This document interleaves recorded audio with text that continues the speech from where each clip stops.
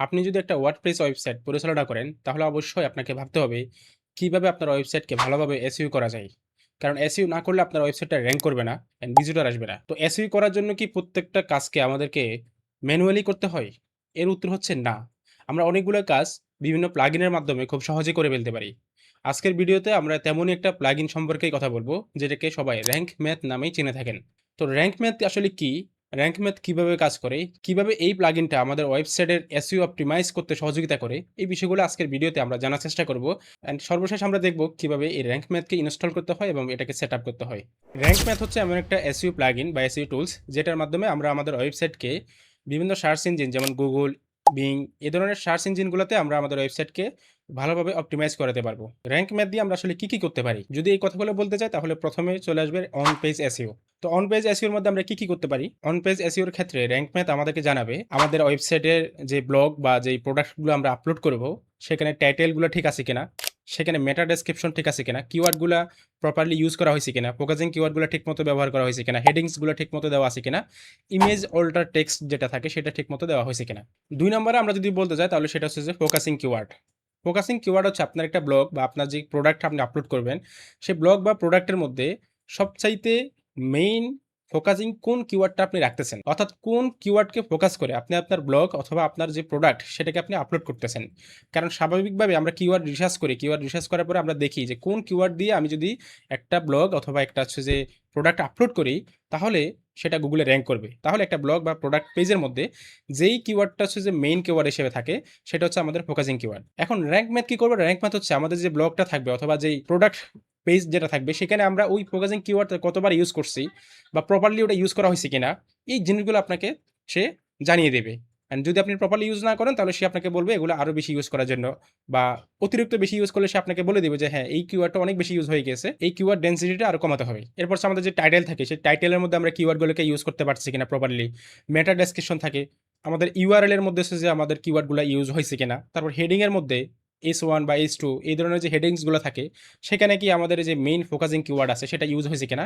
এই সবগুলো বিষয় কিন্তু র‍্যাংক ম্যাথ আপনাকে চেক করে দিবে, এন্ড আপনি র‍্যাংক ম্যাথের সাহায্যে এগুলা প্রপারলি মেইনটেইন করতে পারবেন। ৩ নম্বর যে গুরুত্বপূর্ণ বিষয়টা হচ্ছে, সেটা হচ্ছে যে XML সাইট ম্যাপ তৈরি করা।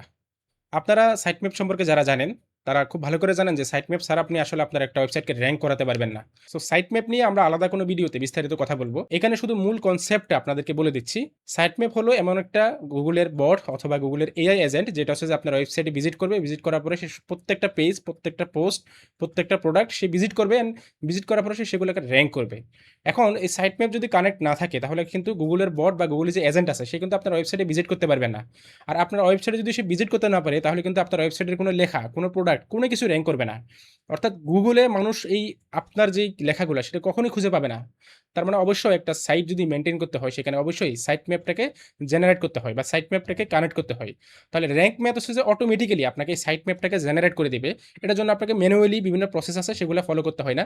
র‍্যাংক ম্যাথ নিজে এটা করে দিবে, এবং প্রত্যেকবারই আপনি যখন নতুন কোনো পোস্ট অথবা নতুন কোনো প্রোডাক্ট আপনার সাইটে আপলোড করবেন, সেখানে র‍্যাংক ম্যাথ কিন্তু অটোমেটিক্যালি সাইট ম্যাপ তৈরি করে ফেলবে। এরপর হচ্ছে স্কিমা মার্কআপ। স্কিমা মার্কআপ কি? এগুলো যারা এসইও নিয়ে বিস্তারিত কাজ করেছেন তারা জানেন। সো স্কিমা মার্কআপের মাধ্যমে হচ্ছে যে আপনি আপনার ওয়েবসাইটের যেই কনটেন্ট, সেটাকে আপনি ওটা কি রিলেটেড কনটেন্ট সেটা জানিয়ে দিতে পারেন গুগলকে। একটা পোস্ট, সেটা হতে পারে ব্লগ, হতে পারে সেটা কোনো একটা কোর্স, হতে পারে কোনো একটা ইভেন্ট, হতে পারে কোনো একটা ই-কমার্স ওয়েবসাইটের কোনো একটা ব্লগ প্রোডাক্ট পেজ। এই যে ক্যাটাগরিগুলো, আলাদা ক্যাটাগরিগুলা, আপনার পোস্টটা ঠিক কোন রিলেটেড সেটা গুগলকে আপনি স্কিমা মার্কআপের মাধ্যমে পরিচয় করে দিতে পারবেন।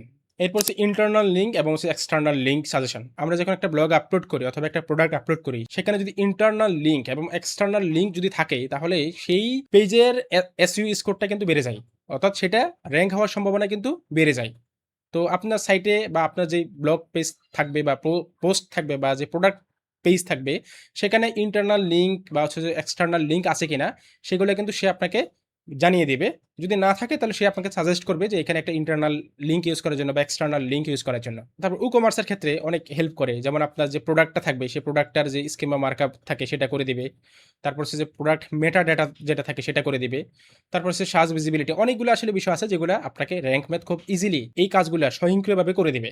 সো র‍্যাংক ম্যাথের একটা ধারণা হয়তো আপনারা পেয়ে গেছেন। আমি আর বিস্তারিত বলছি না। র‍্যাংক ম্যাথ কিন্তু আরো অনেকগুলো বিষয় নিয়ে কাজ করে। সো ওই প্রত্যেকটা বিষয় নিয়ে আমরা অন্য কোনো ভিডিওতে শুধুমাত্র র‍্যাংক ম্যাথ কিভাবে কাজ করে বা র‍্যাংক ম্যাথ ওভারভিউ টাইপের একটা ভিডিও আমরা তৈরি করব, সেখানে দেখানোর চেষ্টা করব। বাট আজকে আমরা এখন চলে যাই কিভাবে আমরা আমাদের ওয়েবসাইটে র‍্যাঙ্ক ম্যাথকে ইনস্টল করতে পারি এবং কিভাবে এটাকে আমরা সেটআপ করতে পারি বা কানেক্ট করতে পারি। তো র‍্যাঙ্ক ম্যাথ কানেক্ট করতে হলে প্রথমে আমাদেরকে এই প্লাগইনটাকে ইনস্টল করতে হবে। এটার জন্য আমরা আমাদের ওয়ার্ডপ্রেসের যে ড্যাশবোর্ড আছে সেখানে চলে আসলাম। তারপর হচ্ছে আমরা হচ্ছে এখান থেকে এই প্লাগইন থেকে আমরা হচ্ছে যে অ্যাড প্লাগইনে যাব। তারপর আমরা এখানে সার্চ বক্সে এসে র‍্যাঙ্ক ম্যাথ লিখব। সো দেখতে পাচ্ছেন র‍্যাঙ্ক ম্যাথ এসইও এটা চলে এসেছে। আমরা এখান থেকে ইনস্টল করে নেব এটাকে। ইনস্টল হয়ে গেছে, এখন এটাকে অ্যাক্টিভ করে নিতে হবে এখান থেকে। সো আমাদের র‍্যাঙ্ক ম্যাথ অ্যাক্টিভ হয়ে গেছে, এখন এটাকে আমরা সেটআপ করব। সেটআপ করার জন্য আমাদের এখানে যেই প্লাগইনগুলো আছে সেখানে আমরা পেয়ে যাব, অথবা এই সেটিংসের মধ্যেও কিন্তু আমরা হচ্ছে র‍্যাঙ্ক ম্যাথের একটা হচ্ছে অপশন পেয়ে যাব, সেটা আমি দেখাই আপনাদেরকে। এই যে দেখেন র‍্যাঙ্ক ম্যাথ এসইও, আমরা এখানে ক্লিক করতে পারি, অথবা হচ্ছে যে এখান থেকে হচ্ছে যে আমরা সেটিংস থেকে ইয়ে করতে পারি। তো আমি এখান থেকে ক্লিক করছি র‍্যাঙ্ক ম্যাথ, এখান থেকে আমরা ড্যাশবোর্ডে চলে যাই র‍্যাঙ্ক ম্যাথের। দেখতে পাচ্ছেন আমি র‍্যাঙ্ক ম্যাথের এখানে চলে এসেছি। সো আমার এখানে তো আগে থেকে র‍্যাঙ্ক ম্যাথ ছিল, তো এখানে অনেকগুলো বিষয় আগে থেকে সেটিংস করা আছে। তো আমি দেখাবো আজকে একেবারে নতুন থেকে কিভাবে করতে হয়। তো নতুন থেকে করার জন্য আমরা হচ্ছে যে সেটআপ উইজার্ড, এই যে সেটআপ উইজার্ড থাকবে, সেখানে আমরা হচ্ছে যে ক্লিক করব। তারপর হচ্ছে যে আমাদেরকে এখানে স্টেপ বাই স্টেপ প্রত্যেকটা কাজ করে নিতে হবে। তো আমরা এখানে ইজিতে রাখতে পারি অথবা অ্যাডভান্সে রাখতে পারি। তো আমার সাজেশন থাকবে আমরা অ্যাডভান্সে রেখে করব। আর কাস্টম মোড যেটা আছে এটা হচ্ছে যে প্রো মোডে, অর্থাৎ এটার জন্য আপনার হচ্ছে যে টাকা দিয়ে কিনে নিতে হবে র‍্যাঙ্ক ম্যাথকে। এটার দরকার নাই, আমরা অ্যাডভান্স মোড যেটা আছে সেখান দিয়ে আমরা আমাদের যে প্রয়োজনীয় যে কাজগুলো আছে সেগুলো করে ফেলতে পারবো। তো এই জন্য আমি হচ্ছে যে স্টার্ট উইজার্ডে ক্লিক করতেছি।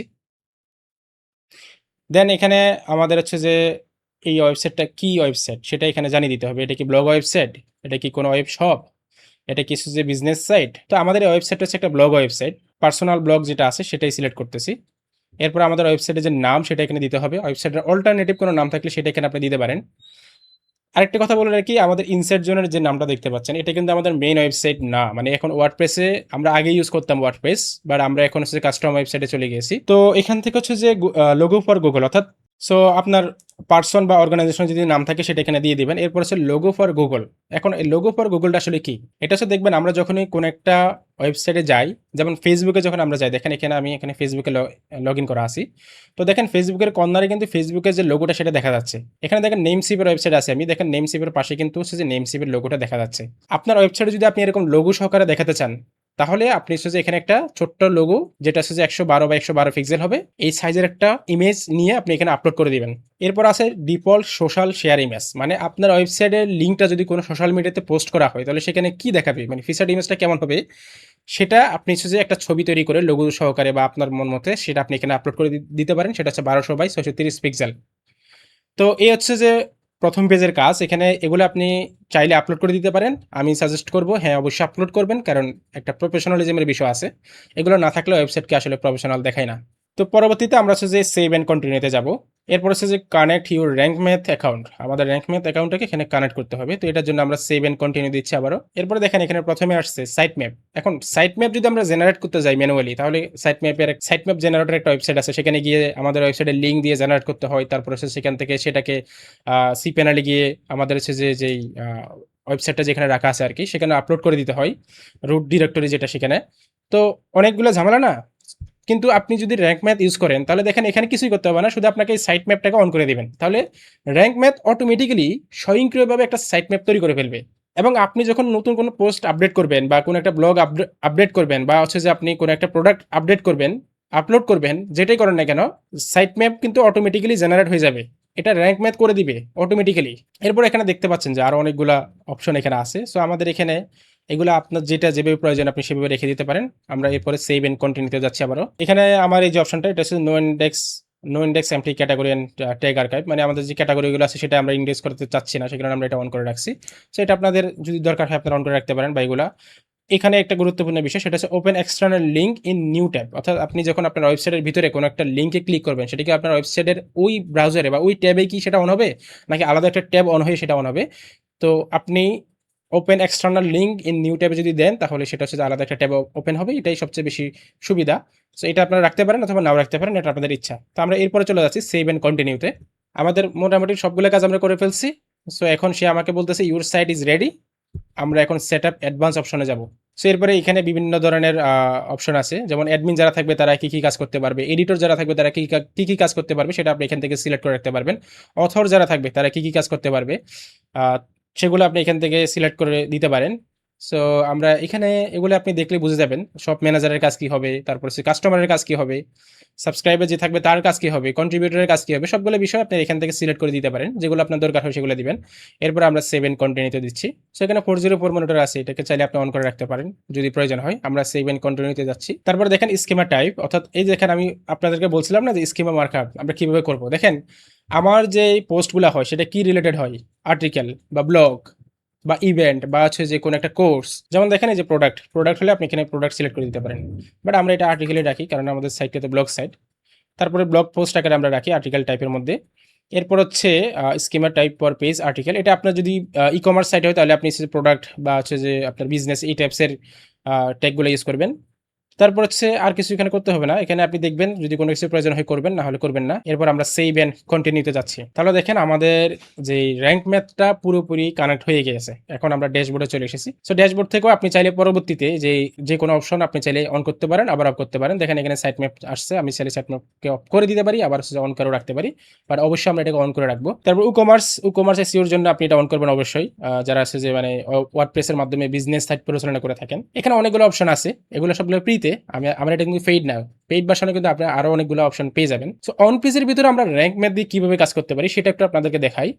ধরেন আমি একটা কোনো পোস্ট আপডেট করব বা কোনো একটা পোস্ট আমি আপলোড করব, অথবা কোনো একটা প্রোডাক্ট আমি আপলোড করব। তো এটার জন্য আমি কি করতে পারি, যেমন ধরেন আমি এখানে চলে গেলাম পোস্টে, যে আমার অল পোস্ট আছে, আমি এখান থেকে চলে যাব। এখন দেখেন এখানে আমার অনেকগুলো আছে যে লেখা আছে। তো এখানে দেখেন র্যাঙ্ক ম্যাথের স্কোরটা দেখাচ্ছে, আপনি যে এসইটা করতেছেন সেটা আসলে কেমন হয়েছে। 80+ হলে সেটা ভালো, 80 নিচে হলে মানে মিডিয়াম, আর আরও নিচে হলে তো একেবারে লো। সো আপনি দেখতে পাচ্ছেন এখানে মোটামুটি আমি অনেকগুলো করছি, করার পরে হচ্ছে যে এখানে যেগুলো ভালোভাবে করছি সেগুলো তো 80+ স্কোর হয়েছে, বাট যেগুলো ভালোভাবে করে নেই সেগুলো 80+ হয় নাই। তো আমি এখান থেকে যে কোনো একটা লেখাতে যাচ্ছি। আচ্ছা, আমরা এই লেখাতে যাচ্ছি, এখানে এডিট অপশনে গিয়ে আমরা সেই লেখাতে চলে যাচ্ছি। তাহলে দেখেন আমাদের এই লেখাটার এই পাশে দেখবেন, ওয়ার্ডপ্রেস ওয়েবসাইটের এই পাশে দেখবেন র্যাঙ্ক ম্যাথ নামে একটা অপশন আপনারা পেয়ে যাবেন। তো এখানেই মূলত হচ্ছে যে আমাদের সবগুলো কাজ করতে হবে। এখানে দেখেন প্রথমে যেটা আসে সেটা হচ্ছে ফোকাস কিওয়ার্ড। ফোকাস কিওয়ার্ডটা কি? ফোকাস কিওয়ার্ড হচ্ছে আমাদের যে টাইটেল থাকবে বা যে শিরোনাম থাকবে ওখানে মেইন শব্দ আসলে কোনটা, সেটা হচ্ছে আমাদের ফোকাস কিওয়ার্ড। যেমন আমি এখানে ফোকাস কিওয়ার্ড হিসেবে রাখছি ইসলামের সত্যতার প্রমাণ, এটা এবং হচ্ছে যে সত্য ধর্ম কোনটা, তারপর হচ্ছে ইসলাম, এই শব্দগুলো হচ্ছে আমার এখানে ফোকাস কিওয়ার্ড। এখন এই ফোকাস কিওয়ার্ডগুলোর উপরে ভিত্তি করে আমার অনেকগুলো কাজ কিন্তু করতে হবে। সেটা কি দেখেন, আমার এখানে কিন্তু হচ্ছে যে দেখাচ্ছে, দেখেন বেসিক এসইও অল গুড, অ্যাডিশনালে তার একটা ভুল হয়েছে। আমাদের এখানে আমরা একটা একটা করে দেখব। দেখেন প্রথমে যেটা আছে সেটা হচ্ছে you are using focus keyword in the SEO title. মানে আমাদের এই যে টাইটেল হচ্ছে এটা বা এটা, এই এই যে টাইটেল, এই টাইটেলের মধ্যে হচ্ছে যে আমাদের ফোকাস কিওয়ার্ডটা আছে। ফোকাস কিওয়ার্ডটা কি ছিল? ইসলামের সত্যতার প্রমাণ। দেখেন এখানে কিন্তু ইসলামের সত্যতার প্রমাণ এই কথাটা আছে। তারপরে বলতেছে focus keyword used inside SU মেটা ডেসক্রিপশন। তো মেটা ডেসক্রিপশন কোথায়? এই যে এখানে। সো এখানে কিন্তু দেখেন আমাদের যে ফোকাস কিওয়ার্ড, এই যে দেখেন ইসলামী কি সত্য বা এই সত্য ধর্ম কোনটা, ইসলামের সত্যতার প্রমাণ কি, এই শব্দগুলো কিন্তু আমি এখানে রাখছি। এরপরে যেটা বলতেছে focus keyword used in the URL. তো আমাদের ইউআরএল হচ্ছে এটা, এই যে এটা হচ্ছে আমাদের ইউআরএল, এখানে কিন্তু আমার ফোকাস কিওয়ার্ডটা আছে। তারপর হচ্ছে focus keyword appear in the first 10% of the content. আমাদের এই যে এই লেখার প্রথম 10%-এর মধ্যেই কিন্তু আমাদের হচ্ছে ফোকাস কিওয়ার্ডটা আছে। সুতরাং এটা একটা তারা ভালো সংকেত হিসেবে নিয়েছে। এরপরে বলতেছে focus keyword found in the content. আমাদের কন্টেন্টের মধ্যে ফোকাস কিওয়ার্ডটা আছে, অ্যান্ড এটা হচ্ছে যে 5997 ওয়ার্ডের, অ্যান্ড এটা হচ্ছে যে ভালো। এটা যদি খুব কম শব্দের হয় তখন তারা বলবে এটা আরও বাড়ানোর জন্য। সো এই হচ্ছে বিষয়। আমাদের বেসিক এসইও এখানে সব কিছু আশা করি বুঝে গেছেন আপনারা কীভাবে করতে হবে। এখন আসেন এডিশনালের প্রথমে বলতেছে focus keyword found in the subheadings. Subheadings কোনগুলো? সাবহেডিংস হচ্ছে এই যে আমাদের মেইন হেডিংস হচ্ছে এটা S1, দেখেন এটা হচ্ছে S1। তারপর হচ্ছে যে এটা হচ্ছে যে S2, অর্থাৎ S1 এর পরে যেগুলো থাকবে সেগুলো সাবহেডিংস। তাহলে আমাদের সাবহেডিংসের মধ্যে কিন্তু ফোকাস কিওয়ার্ডগুলো আছে। এটা থাকার কারণে তারা কিন্তু এখানে এসেছে এটাকে সবুজ সংকেত হিসেবে নিয়েছে।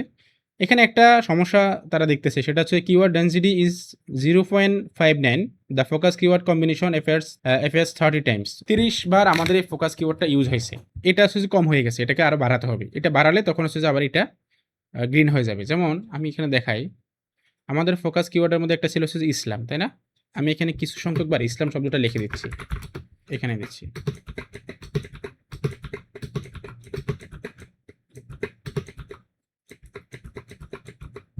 দেখি এখন ঠিক আছে কিনা। দেখেন এই যে এখন হচ্ছে যে আগে ছিল একেবারে লাল, এখন হচ্ছে যে কিছুটা গ্রিন হয়েছে, আরও হবে। আমি আরও কয়েকবার ইউজ করলে দেখবেন এটা আরও ঠিক হয়ে যাবে।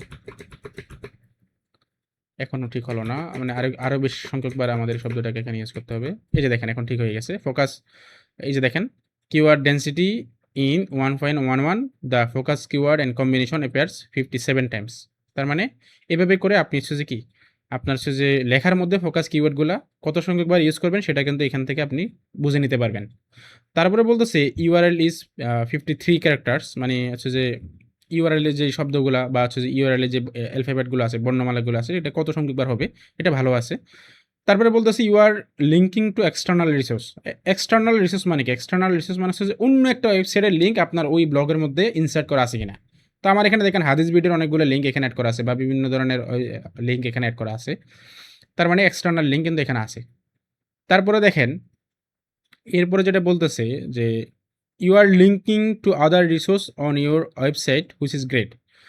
মানে হচ্ছে যে আমার ওয়েবসাইটে আমারই ওয়েবসাইটের অন্য কোনো লেখার লিঙ্ক কি আছে কিনা। তো এখানে দেখেন আমার ওয়েবসাইটে কিন্তু এই যে দেখেন সর্বশিরোপাদের সমালোচনা, এটা কিন্তু আমার ওয়েবসাইটের আরেকটা লেখা। এটা যদি না থাকতো, এটা সম্ভবত এরকম মনে হয় আমি আরও একটা ইউজ করছি। এটা যদি না থাকতো তাহলে কি হতো? তাহলে এই যে দেখেন we could not find any internal links in your content. কিন্তু এটা যখন আমি কন্ট্রোল জেড দিয়ে এবার এটা নিয়ে আসতেছি, দেখেন এটা যখন থাকবে তখন হচ্ছে যে আবার এটা গ্রিন হয়ে যাবে। তার মানে আপনাকে ২ টা কাজ করতে হবে। একটা হচ্ছে এক্সটার্নাল লিঙ্ক, একটা হচ্ছে যে ইন্টারনাল লিঙ্ক। এক্সটার্নাল লিঙ্ক মানে হচ্ছে যে অন্য ওয়েবসাইটের একটা লিঙ্ক, একটা রেফারেন্স হিসেবে বা হচ্ছে যে একটা লিঙ্ক আপনি সেখানে আপনার ব্লগে বা আপনার প্রোডাক্ট পেজের মধ্যে আপনি এড করবেন। আরেকটা হচ্ছে যে আপনার নিজের ওয়েবসাইটের একটা লিঙ্ক এড করবেন। তাহলে এক্সটার্নাল লিঙ্ক এবং ইন্টারনাল লিঙ্ক ২ টা হয়ে যাবে। তাহলে সবকিছু হয়ে গেছে। এবং এখানে আরেকটা জিনিস হচ্ছে focus keyword found in image all attributes. এটা কি? এটা হচ্ছে যে আমাদের যে ফিচার্ড ইমেজ যেটা থাকে, এই যে দেখুন এখানে আমাদের যে ফিচার্ড ইমেজ আছে, ফিচার্ড ইমেজের এই যে এখানে অল টেক্সট অপশনের মধ্যে এই ঘরের মধ্যে আমরা আমাদের ফোকাস কিওয়ার্ডটা রাখছি। এটা রাখার কারণে ওখানে কিন্তু এটা গ্রিন দেখাচ্ছে, না রাখলে এটাও রেড মার্ক হয়ে যেত। তাহলে দেখেন আমার এসইও স্কোরটা এখন কত হয়ে গেছে? 94। আমার এখানে একটা সমস্যা ছিল, ও সমস্যা সলভ করছি, এখন 94 হয়ে গেছে এবং প্রত্যেকটা কিওয়ার্ড এখন কিন্তু গ্রিন হয়ে গেছে, তাই না? এরপর আমরা হচ্ছে জাস্ট এখানে আপডেট করে দিব। তো আমাদের হচ্ছে যে এইভাবে আমরা অন পেজটা করতে পারি র‍্যাঙ্ক ম্যাথের মাধ্যমে। সো আশা করছি র‍্যাঙ্ক ম্যাথ আসলে কি, কিভাবে কাজ করে, কিভাবে এটাকে ইনস্টল করতে হয়, কিভাবে সেটআপ করতে হয়, কিভাবে ওয়েবসাইটের মধ্যে এটাকে ইউজ করতে হয়, প্রত্যেকটা বিষয় আমি দেখাতে পেরেছি। অ্যান্ড আশা করছি আপনারা খুব ভালোভাবে এটা বুঝতে পেরেছেন। আপনারা আপনাদের ওয়েবসাইটে এটা কাজে লাগাতে পারেন।